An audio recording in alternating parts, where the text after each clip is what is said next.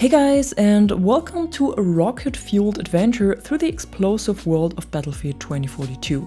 Today we delve into the heart of the game's available rocket launchers and break down the good, the bad and the downright explosive. Because who needs bullets when you got missiles, right?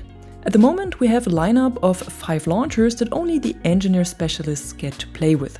And among these, the Recoilless M5 and RPG-7V2 shine as versatile powerhouses and are probably the most used launchers in the game. Capable of targeting both ground and air vehicles, these dumbfire launchers offer flexibility and reliability on the battlefield. Unlike guided missiles, they don't lock onto targets by default, except if a SOFLAM, tracer dart or Rouse hacking ability is involved. Then, both of them can lock on to the marked target and unleash their rocket's fury with precision. Even the RPG, yes. The lock-on process takes about 1.5 seconds and the rocket will autonomously follow the designated target until impact, or until it decides to hang out behind some convenient cover or use its countermeasures. I mean, who doesn't like to play hide and seek with a rocket? One critical point to remember here is that all launchers except Recoilless TGM also lock onto designated empty vehicles and even tracer darts that are lodged into obstacles. So before going all trigger happy and firing your rockets, make sure you haven't mistaken an enemy vehicle for a well-disguised tree. Awareness matters, especially in scenarios where support isn't available for resupplies. Trust me, I've done this far too many times. At spawn, you'll start with 3 rockets for the M5 and 2 rockets for the RPG, and you can replenish them to a maximum of 4 and 3 respectively using ammo crates or supply drops. Remember, ammo crates are like little treasure chests that only give you 1 rocket per resupply cycle, while supply drops are like Santa Claus for engineers and you can stock up everything at once. Special reminder for all Angel players, please call in your supply drops as much as possible and assist your team's engineers in their vehicle countering efforts. Now, the real deal breaker of the RPG and M5 is that they're like stealthy explosive ninjas. Vehicles don't see them coming, they don't receive a warning, and the rockets are not affected by thermal smoke and flares, unless you intend to lock onto a designated vehicle, of course. Additionally, you as a player are safer as well, because you don't need to lock on or guide the rocket, which minimizes your vulnerability. So just aim, shoot and run for cover. It's like a rocket launcher's version of speed dating. However, beware of the active protection system, because this countermeasure can be equipped to almost all vehicles now, and if it's active, which is indicated by a green light on top of the vehicle, it will destroy all kinds of rockets. Wait until the light turns green or goes dark before launching your payload. Same for Iris Shootdown Sentinel, that works in a similar way. If one of your rockets is intercepted, you'll get the flashy 3 flickering lines of doom around your crosshair, so keep an eye out for this and don't waste your precious rockets.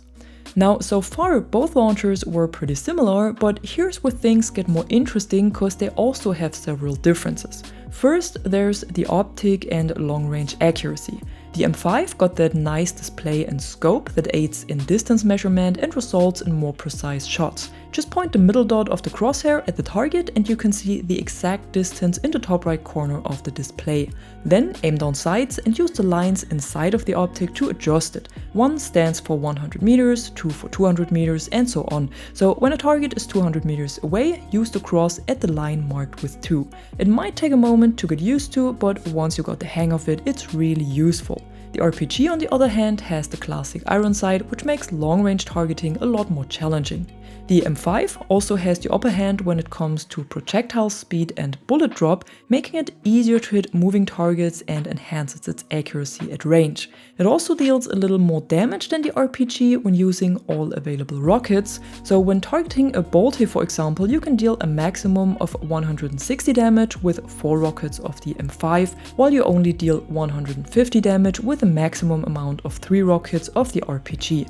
However, the RPG deals more damage than the M5 in a single shot, and when including the reload times, the RPG deals its damage faster since you have to reload 1 less rocket. So at the end of the day, it all comes down to your personal preference and playstyle here.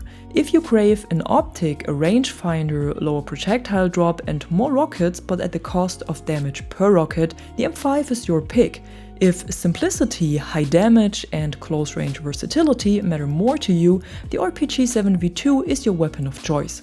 If you're looking for something that guarantees more hits and damage on the other hand, you might want to feast your eyes on the FGM-148 Javelin. Cause this ain't your regular rocket launcher, this is the lock-on champion with a maximum range of 450 meters, perfectly made for tank taming.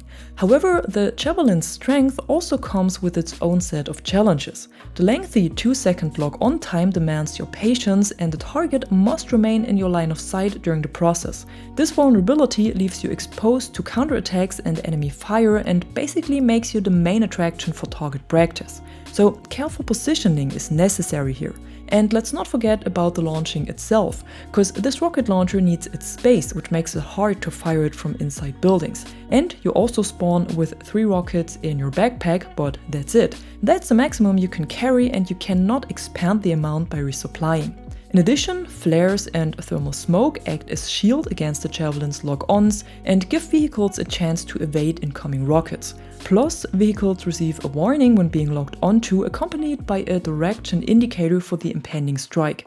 But there's more. The APS upgrade for vehicles and Iris Sentinel also intercept the rockets of the Javelin, and there's another adversary on the field, Blasco's infiltration device. When one of them is placed next to a vehicle, it prevents all kinds of lock-ons, which also includes the Javelin. It's like a game of how many ways can we say no to rockets. However, the Javelin also has its strengths, and these somewhat justify these counters. Cause when you manage to lock on and land that hit, it's like a symphony of an explosion. It deals higher damage than the RPG or M5 most of the time, and is lethal for smaller vehicles like the LATV or hovercraft. But the true magic of the Javelin shines when paired with a SOFLAM, cause locking on to a laser designated target triggers the Javelin's top attack mode. The rocket launches higher into the sky, then plummets onto the target, inflicting around 30% more damage than standard. This means heavy vehicles like the Brawler, Wildcat and battle tanks can take a substantial 60 damage from just one rocket. It's a bit like squashing box with a sledgehammer. When designated, the Javelin can also lock onto all kinds of air vehicles, dealing a similar amount of damage like the RPG and M5.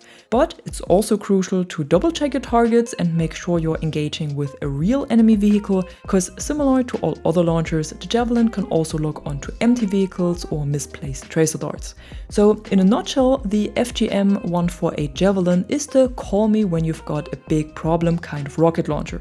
It excels in long-range confrontations with ground vehicles and tanks that attempt to dominate from distance or from their base. It truly comes to life when combined with a SOFLAM, allowing for devastating top attack strikes. While its lock-on time and all the countermeasures might seem daunting, mastering the Javelin allows you to read and adapt to these challenges, making it a serious tank hunter. If you want to set your sights on the skies instead, the FXM-33 AA Missile might be more interesting for you. It's a dedicated anti-air launcher with a maximum range of 250 meters and a fast lock-on time of only 1.3 seconds, the swiftest of all launchers. And guess what? You're not just getting one missile, you're getting 3. And if that's not enough, head to an ammo crate or a supply drop and treat yourself to a 4th missile. However, similar to the Javelin, your target must remain in your line of sight during the lock-on process, which leaves you vulnerable as a snowman in July. This means you'll need to strike a balance between acquiring your target and preserving your own safety. And of course, we've also got our special guests again, flares and lock-on warnings. They want to rain on your missile parade, but you shouldn't give up easily. Once a heli popped its flares, count them down to 4 and then start targeting again. After the 5th flare, the countermeasure is on cooldown and you can lock on and fire. If you're quick enough, you can get 2 missiles out, which is enough to send most helis to a crash landing faster than your Wi-Fi disconnects during an important video call. In addition, the FXM can lock on to Casper's drone and the heli drone on Noshaw Canals and Erica Arbor, which provides a great advantage in these situations. And similar to all other launchers, it can also lock on to all kinds of vehicles once they've been designated by a SOFLAM, tracer dart or Rouse hacking.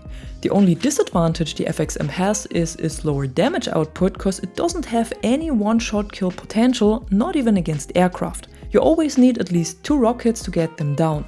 Plus, the stealth mode of the Huron and Hannibal makes these helis untargetable, which further influences the FXM's effectiveness. So, in summary, the FXM missile compensates for its lower damage output with its rapid lock-on time, but it's also the only real anti-air launcher we have. Of course, the RPG and M5 offer more punch and can bring these jets and helis down as well, but their hit or miss nature can be a massive drawback. The FXM, on the other hand, guarantees quicker and more reliable lock-ons, and in combination with a SOFLAM or a good support player who keeps you resupplied, you can easily keep the skies clear as well.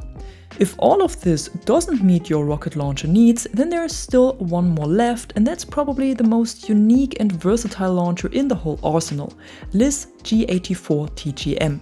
If you want to become the ultimate vehicle hunter and seize control of the battlefield, this is your ticket to supremacy. Accessible exclusively to the specialist LIS, the TGM is capable of engaging all kinds of targets, no matter if it is air or ground vehicles or snipers at the edges of the map. And this time, you're the pilot of this rocket show, because unlike other launchers, you directly control the missile, providing precision and versatility on ranges of up to 475 meters, the longest range of all launchers. You also no longer need to rely on support players for resupplies, because every 30 seconds a fresh missile regrows in your pockets. But the best part is, the TGM doesn't take up a gadget slot. This allows you to equip additional tools like C5 or AT mines alongside of it, and to cover close-range anti-tank encounters as well as long-range vehicle and aircraft assaults, all in a single loadout. But of course, every hero's got their kryptonite, and that's no different for the TGM, because even though you might have full control over the rocket, it sometimes feels like trying to teach a snail how to salsa dance. It's not the smoothest ride and can be very tricky, especially when you're playing with a controller, and making sharp turns or countering agile pilots becomes a real challenge. And even though you can boost the rocket to make it harder for the opponent to react, it's not a guarantee for success, and you might just turbo boost it right into the stratosphere. While guiding the missile, you're also exposed and vulnerable like pineapple on pizza, and most players will take the chance to remove you from the map. You can still abort the missile control at any time, and it will just keep flying straight until it hits a target or runs out of fuel, but seeking good cover is probably the better solution here. In addition, the targeted vehicle is alerted to an incoming missile, and the rockets themselves have a distinct red glow and can be easily shot down, which makes this gadget very frustrating at times. Countermeasures like the APS and Iris Sentinel spell trouble for the TGM as well, but flares and thermal smoke do not affect the rockets at all. When it comes to damage, the TGM is like a roller coaster of numbers, with many one-shot wonders like the Nightbird and stealth helis, but also hard chunks like the 2 gunships. Against ground vehicles, it deals similar damage like the M5, but with a more balanced distribution across the different zones of the targets. In the end, the G-84 TGM and LIS are probably the best choice for everyone committed to being a full-time vehicle hunter, and paired with C5 or AT mines as well as LIS Armor Hunter perk that allows you to see damaged vehicles nearby, it provides a comprehensive toolkit for the ultimate vehicle shredding superhero.